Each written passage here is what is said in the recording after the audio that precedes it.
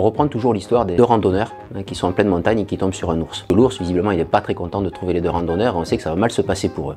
Et là, il y a un des deux randonneurs qui sort des baskets de son sac et qui commence à mettre ses baskets. Et là, le deuxième randonneur lui dit, mais tu crois que tu vas courir plus vite que l'ours?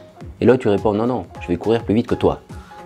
En sécurité, c'est la même chose. La plupart des attaques, en définitive, elles sont quand même assez aléatoires. Et les hackers vont cibler des entreprises, vont prendre les entreprises une par une et puis vont essayer dessus. Plus ça va être compliqué pour eux, plus ils vont se dire, bon, mais c'est bon, c'est trop compliqué, je passe à une autre. C'est comme ça qu'il faut penser sa stratégie de sécurité, c'est retarder au maximum et compliquer au maximum la tâche de ces personnes-là. La première chose à faire, ça va être d'identifier les risques. Les risques du point de vue sécurité, intrusion, affectation des identités, attaque des données, ce genre de choses-là. Donc, une fois que l'on aura identifié tous ces risques-là, on va être capable de mettre en face des mesures et donc des tactiques qui vont permettre donc, du coup d'élaborer notre stratégie pour se prémunir de ces risques. Donc, je rappelle, le risque, c'est la probabilité multipliée par l'impact. Donc la probabilité que quelque chose se produise multipliée par l'impact que ça aura si ça se produit réellement.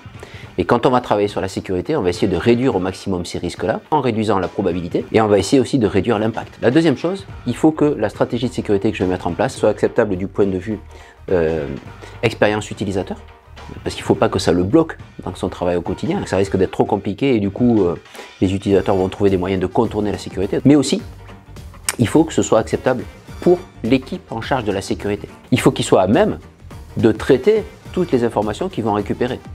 Alors évidemment on va les aider, on va mettre en place un SIEM comme Azure Sentinel, on va mettre en place des solutions, un XDR qui vont nous permettre donc du coup de centraliser toutes les informations et d'aider cette équipe de sécurité opérationnelle à trouver la bonne information et être au courant. Mais il faut quand même qu'il y ait quelqu'un. C'est pas la peine que je déploie des solutions si personne ne s'en sert.